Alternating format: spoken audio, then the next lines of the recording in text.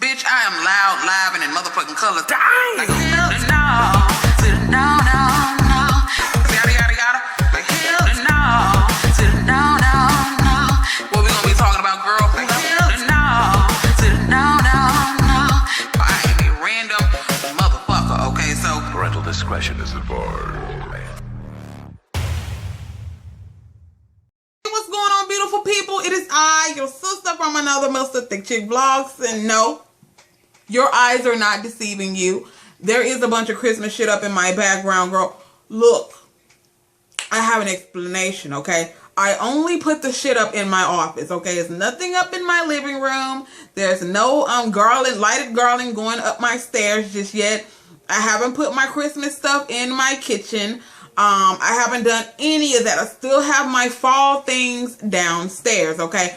But I figured don't nobody gotta look at this shit but me in my office and y'all, okay? So I decided to go ahead and put it up because girl, it's been raining for the last week. I don't know where you are in your neck of the woods, but it's been raining here for the last week, girl. And one day I was like, you know what? I feel like putting up my tree. So I put up my tree and I put up all that other shit in the background. Plus, I've already bought 2 gifts in that bag right there and that bag right there. So I just have them sitting conveniently underneath the tree. So do not judge me for the shit that's going on in my background, okay? Do not. And I didn't forget about Thanksgiving. I do have a Happy Harvest little plaque, little ornament, whatever you want to call it right there. So I haven't forgot about Thanksgiving, girl. But Christmas just makes me happy, okay? So do not judge ThickChickVlogs, okay? But anyway, what we are going to talk about in this video is going to be a whole lot of different topics, but I do have an announcement that I want to make, and I don't want y'all to be upset with me. And if you are upset with me, hopefully you'll get over it, girl. You really ain't got no choice but to get over shit. But I will not be live tonight. I am sorry, but I think I'm gonna, the whole Tuesday going live thing just has not been working out in my favor. I have somewhere that I have to be. Not that I have to explain all that, but I have somewhere that I have to be. So I cannot go live tonight. So I don't know if I'm gonna continue to tell you guys that I'm gonna be live on Tuesdays because I have shit that I be having to do on Tuesday. So that's not a good day for me. I think the live thing, it'll just be spontaneous. I'll just get on Facebook an hour before I'm gonna go live and let y'all know I'm gonna go live, okay? So that's what that's going to be. But I'm not going to be live tonight. But y'all should be proud of you. Give me props for putting up a video every single day for the last 2 weeks, with the exception of the weekends, okay? Give your girl props for that, okay? Can you give me props for that? Give this video a thumbs up for ThickChickVlogs putting out a video every single day for the last 14 days, girl. Do that for ThickChickVlogs, okay? Now, we're going to get into the subjects at hand. And we are going to talk about Tyshawn Lee and his mother. The whole little situation about that. I'm going to talk about it very briefly at the end of this video. So stay tuned for that. This is going to be my last time talking on that subject. And we're going to be done with that, okay? But the first thing that we're going to talk about is Toya and Memphis, okay? Toya and Memphis. I saw D.L. Hughley share a video. If y'all ain't following D.L. Hughley on Facebook, you need to go and follow him because he posts some crazy ass shit from time to time that, you know, I would have never known about. I also just started following news1.com. So, D.L. Hughley posted a video of an interview that Toya and Memphis did with an interviewer. I'm not exactly sure who the chick was that they were doing the interview with. I'm not exactly sure. Do they have a reality show? I don't watch the shit if they do, but maybe they had a reality show and that's what they were doing the interview about. I don't know. But the interviewer, whatever they were talking about, the interviewer asked Memphis the question, has he ever cheated on Toya? And he said, of course not, without a hall pass. And of course, the interviewer was just as shocked as I was. Like, what do you mean a hall? What the fuck you mean a hall pass? So apparently Memphis said that Toya gives him 8 hall passes per year to do whatever it is that he wants to do with those 8 hall passes, okay? No questions asked. And of course, you know, I was sitting there like, what the fuck? Never, ladies. Okay, and I'm gonna talk about that whole situation in a second and something else that went on. But never be saying, Toya is a very beautiful woman, so I'm pretty sure she ain't desperate for no dude, because I'm pretty sure she got dudes knocking down her door. But never be so quote unquote into a nigga to the point where you will allow him to disrespect you in this manner. Never allow somebody to step outside of your marriage bed because you feel like he may get bored with your coochie or whatever. If he ever gets bored with your coochie, guess what? Okay, send him out the door packing. Maybe he can go find him a new one. When he get bored with that one, he can go find him another one, okay? But never feel like you have to give a man, quote unquote, a hall pass to keep him interested, okay? To keep the shit interesting in the bedroom. Ladies, especially married ladies, never feel like you have to do that, okay?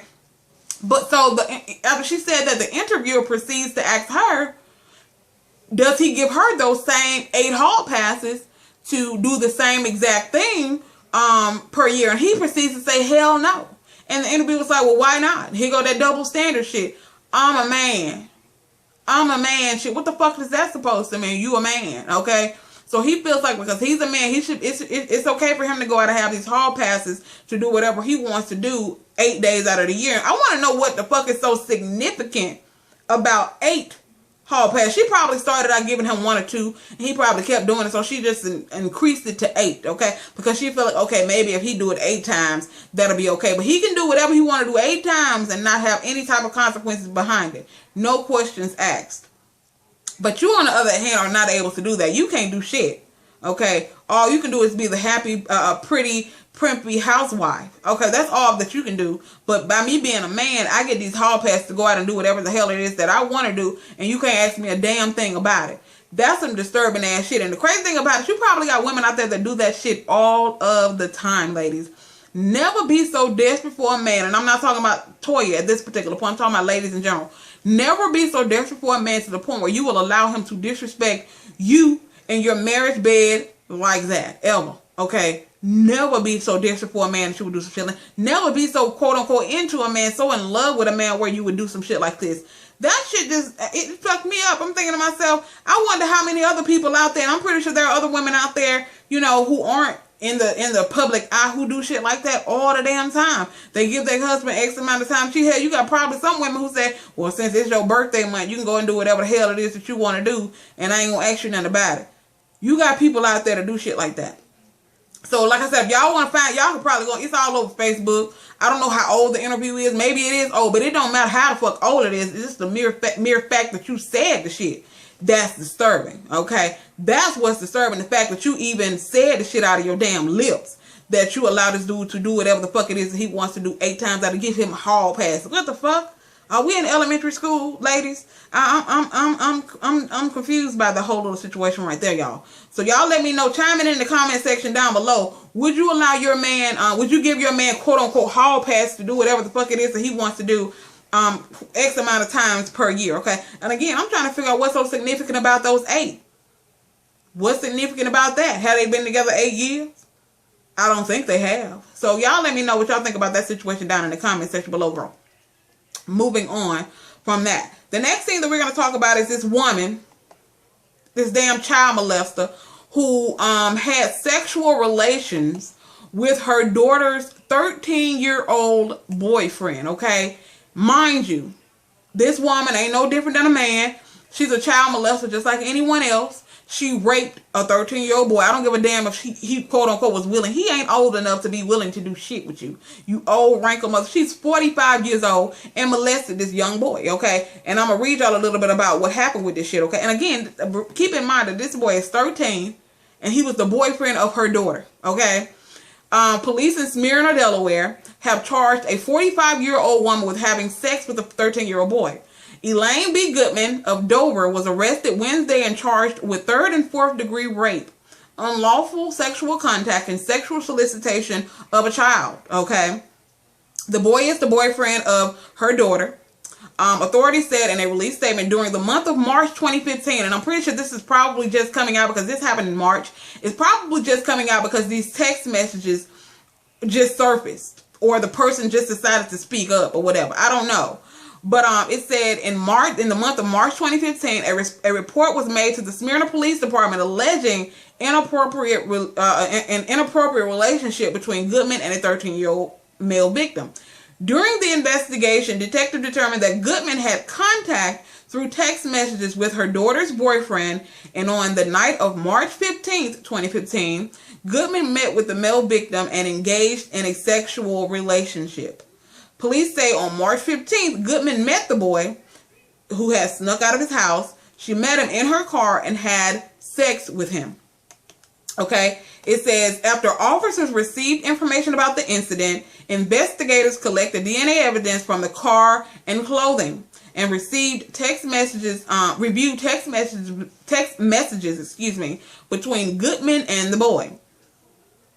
Delaware Online reported that the victim said she took his you-know-what and put it in her you-know-what, okay? So So basically, this child is not, he's 13, okay? These are the words that he used. She took my you know what and put it in her you know what, okay? He doesn't even have the, not saying he's mental or anything, but the boy, he's not even comfortable with using the words, okay? And it said, according to the newspaper, Goodman texted a friend, he is so cute with a nice ass body. I asked him, what in the world are you doing with a body like that at 13?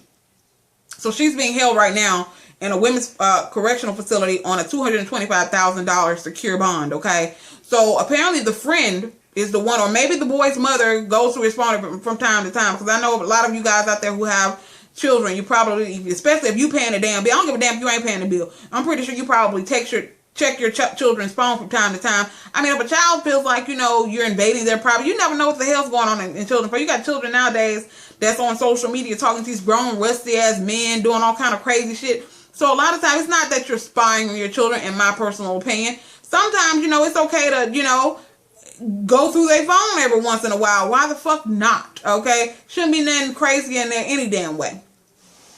I still don't understand. I guess because I don't have that type of mind, that type of mentality. I just do not understand for the life of me what it is about children that sexually arouses grown folk. And a lot of people might be like, well, he's 13, not like I don't give a damn, he's a child, and she molested him. When you have children, you might think it's okay and all this type of shit for a woman to do this to her. I'm not with the double standard shit. I feel like this. Sexual molestation is sexual molestation, whether you're a man or a woman, okay? And like I said, I just cannot understand for the life of me what sexually arouses a person about a child. Especially a child who's the same damn age as your damn daughter. This is your daughter's boyfriend, and you got your big ass, okay, and I'm not talking about size, I'm talking about your big ass as an age, got your big ass talking about you can't believe he got a nice ass body for somebody who is 13 years old. You 40 fucking 5. Really? And you got your sights on a 13-year-old. Not only do you have your sights on a 13-year-old, you have your sights on a 13-year-old who is the boyfriend of your damn daughter. I can't even begin to imagine what's going through your daughter's head at this particular point in time. My mama had sex with my boyfriend, y'all. And not only did your mama have sex with your boyfriend, she had sex with your boyfriend and went to jail behind the shit. That, like I said, and people get upset with me because I say all the time that I have no remorse for child molesters. I don't. I have no remorse. Your opinion is your opinion, and my opinion is my opinion, okay? We can agree to disagree, okay? I really don't give a damn. I can care less what the hell happened to a child molester, because you literally emotionally scar children when you sexually abuse them. I personally, thank God, have never been sexually abused by anyone. But I can only imagine. You can sit there and read the stories of people, see videos of people who have been sexually molested as children, or people who have even been raped, adults who've been raped. And you can see how emotionally scarred these people are. And for a person to say, well, everybody, my thing, I personally do not think a person who has the mental capacity to be sexually attracted to a child can be rehabilitated. I just can't believe it. I want to know, parents out there, this is another question of the day to parents out there. Please, I want to hear from every single person. Would you, if you feel like people can be rehabilitated, child molesters, would you allow a person who spent time in prison for sexually molesting a child, a child under the age of, I'm going to say under the age of 13, and you feel like, oh, well, he's been, they've been rehabilitated. Would you allow that person to watch your child? Be alone with your child to watch them while you go to the store? Just answer that question in the comments. If not, then we share the same viewpoints when it comes to molesters. I would never. I don't feel like they need to put their ass on an island all by themselves. That's sitting there silent. Moving on. Like I said, you can have your opinion and I can have mine, okay? And we can agree to disagree on that viewpoint. But like I said, I care absolutely nothing about a child molester. Don't give a damn, male or female, period. Anyway, moving on, okay? But that's that little situation about that chick, okay? And I spent way too much time talking about her ass. But anyway, The next thing that we're going to talk about is this police officer who carefully staged his suicide, okay? Staged suicide. But let me tell you guys something. When he staged the suicide, he tried to make it seem like he was being pursued in a swampy area of Chicago. He was pretending like he was being pursued by two criminals, and he radioed to his, the police officers or whatever who were working on duty at the time that he was being pursued by two men in a swampy area of Chicago. Now, this man, at the time when they got to his body, because he was dead when they got there, they never suspected anything of it. They thought that, two guys were chasing him, or he was chasing two guys, and he ended up getting killed in the line of duty. That's what the original thought was when all of this happened. It was later found out that this guy carefully staged this, so he actually killed himself and carefully staged it because he was extorting money from a program called the Police Explorer program or something like that. I'm not exactly sure what the program is all about, but he was extorting money from this program, spending it on his mortgage, car notes, bills, gym memberships, porn websites, trips, all these different things. He was extorting money from this program, spending it on this extravagant lifestyle for himself.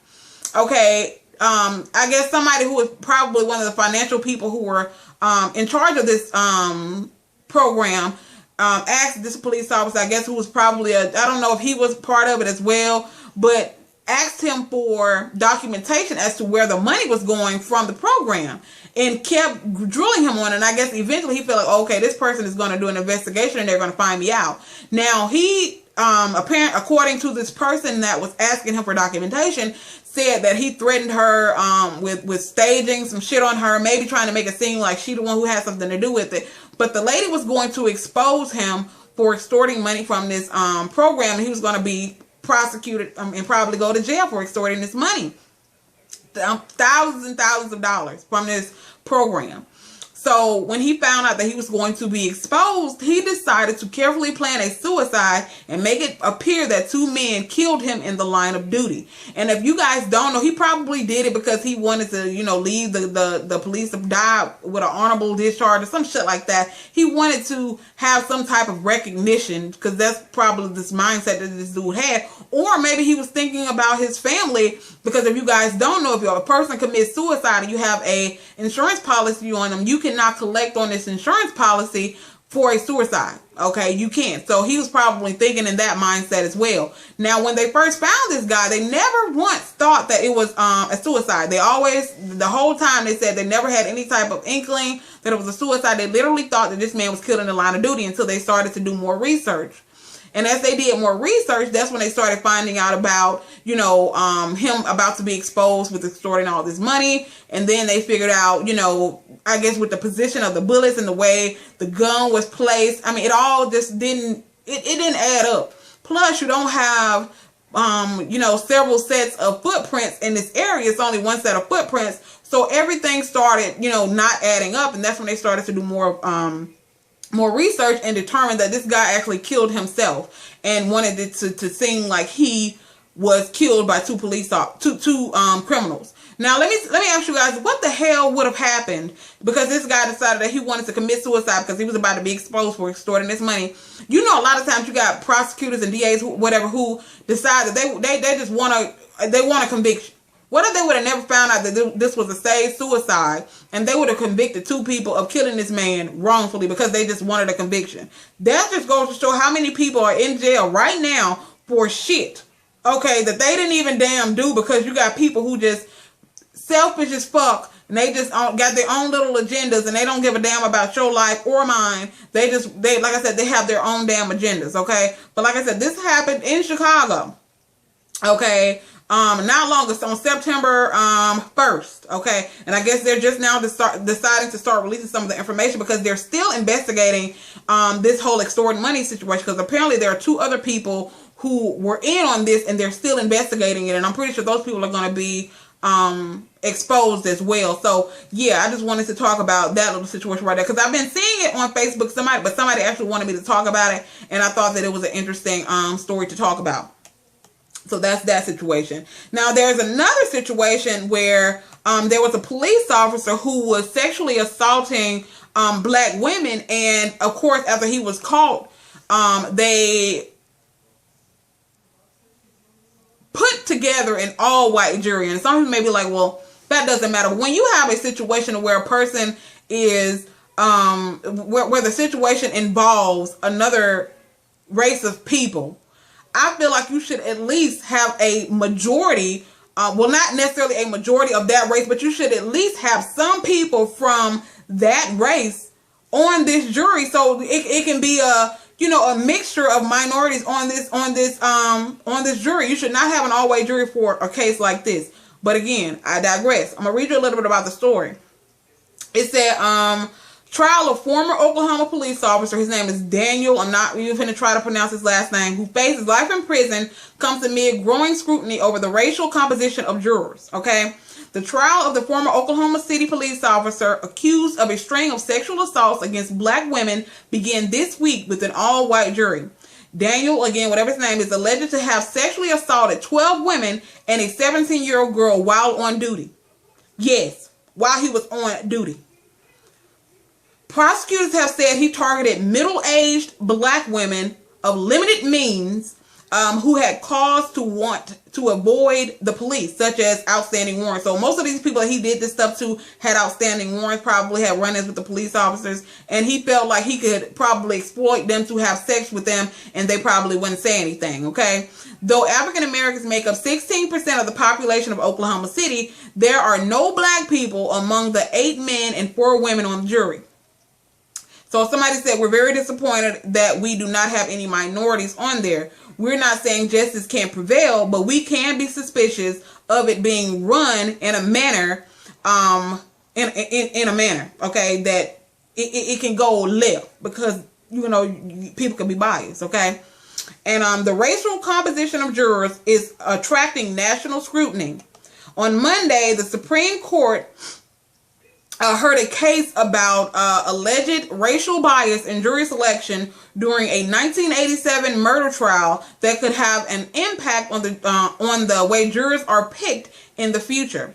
Last month, a judge in Kentucky dismissed an entire jury because he felt it was not representative of the community. All white juries in Oklahoma are relatively uncommon, but certainly not unheard of, especially outside large urban areas. In addition to exclusionary tactics such as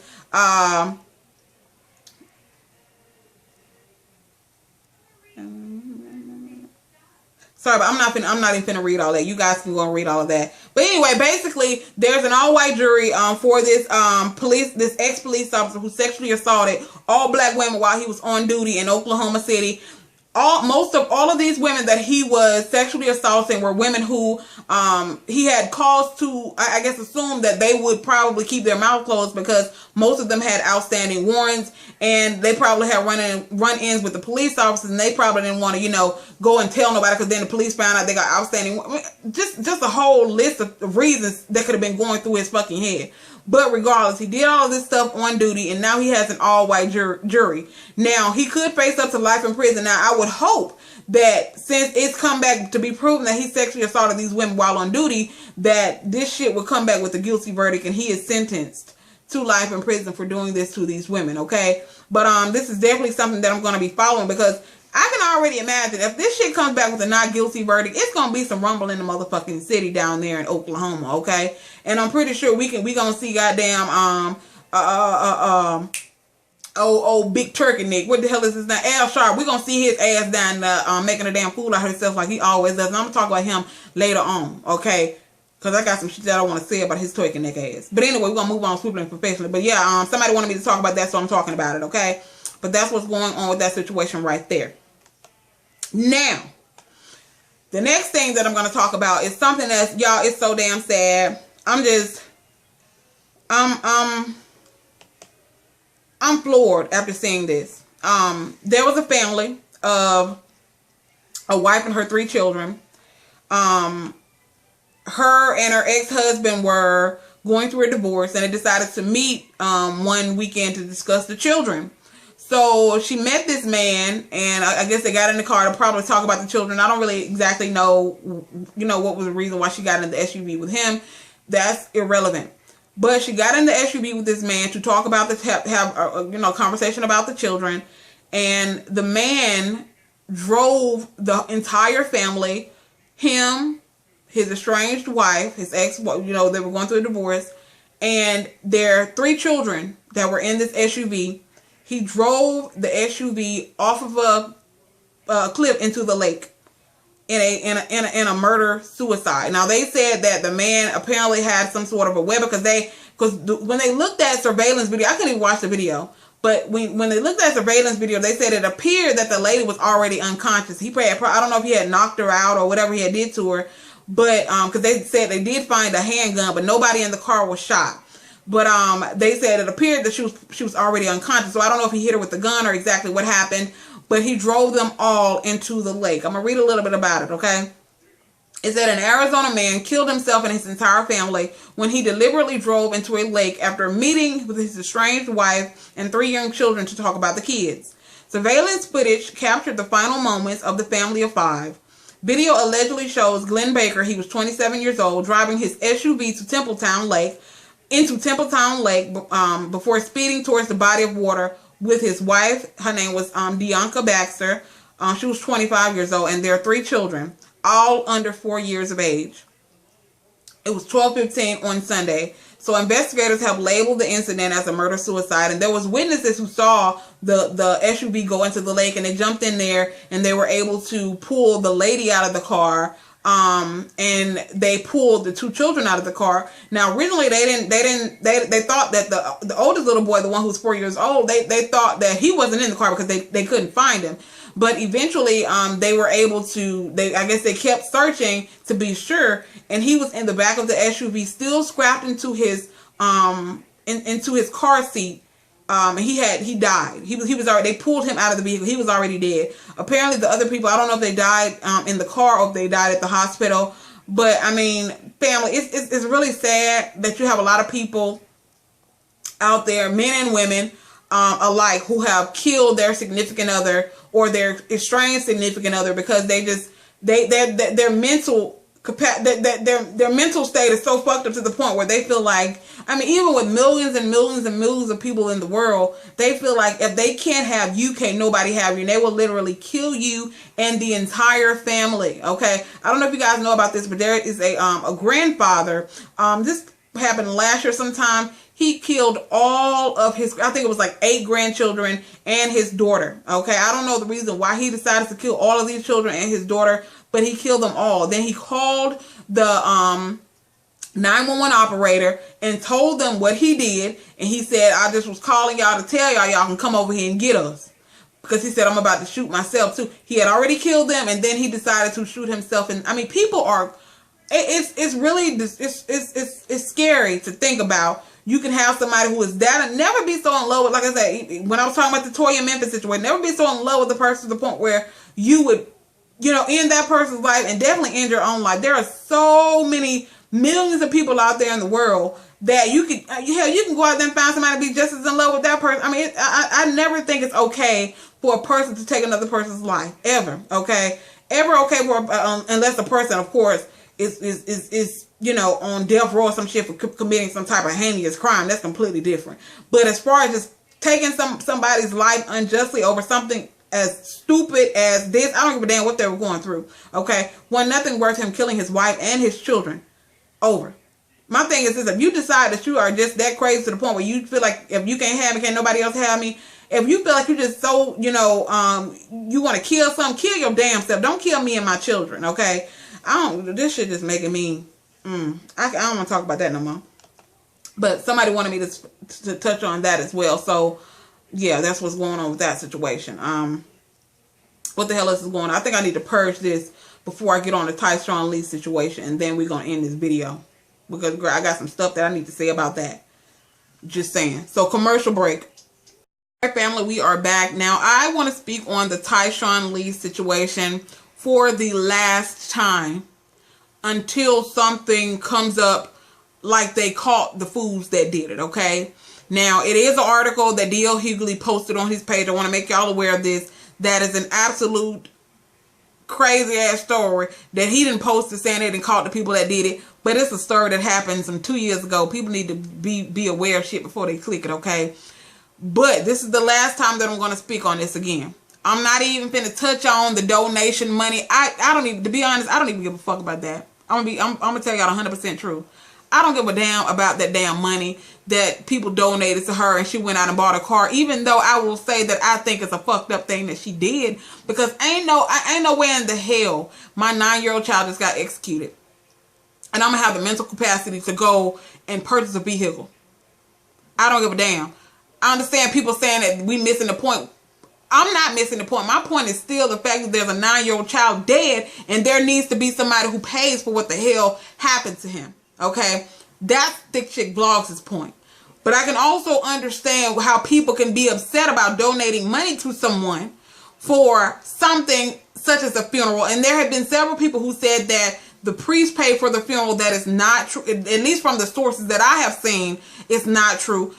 Every source that I have seen said that the priest has put up $35,000. Now the award is up to $55,000. He put up that money towards anyone who comes forward with information.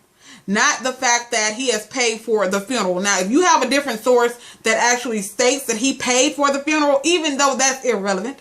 But I'm just saying, if you have a different source that says that, because I think 3 or 4 people sent me information about that, but every piece of information that I've read said that he put up the reward money, not the money for the actual funeral. But all of this stuff happened before the funeral arrangements were made for this child, okay?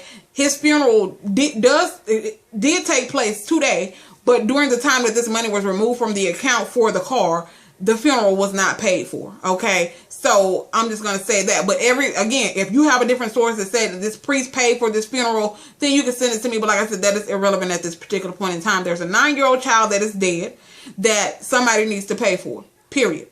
I don't give a damn about his mom being on Facebook twerking. I don't give a damn. Of course, I don't give a damn that his father then set up a GoFundMe account as well, and he's selling t-shirts for $45.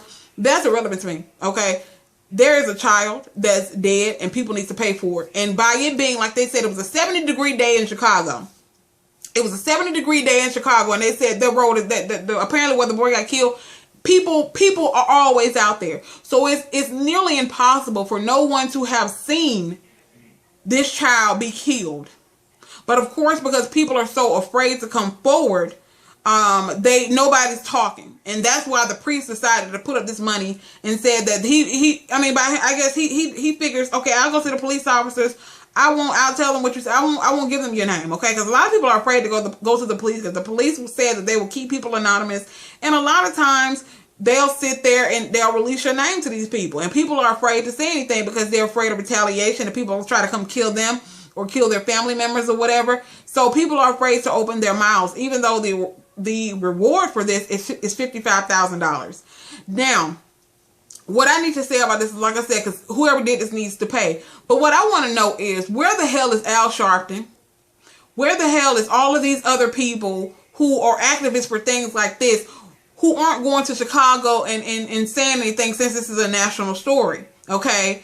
Al Sharpton always has his, and y'all know I done said this about Al Sharpton several times in my videos. He always has his nose in shit when it has something to do with race, okay? And I get it. He's an activist for, black people. I get it. But what about situations like this? It's a black boy who was killed, okay? Why can't you go to Chicago and try to do some type of a rally or a march or something like that for people to come forward about this, okay? That's my thing with people like Al Sharpton.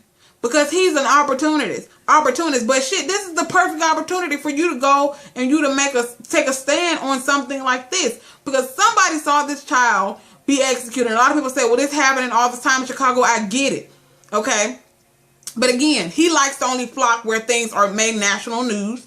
This made national news. So this is the perfect opportunity for him to go down there and make his voice be heard. Right?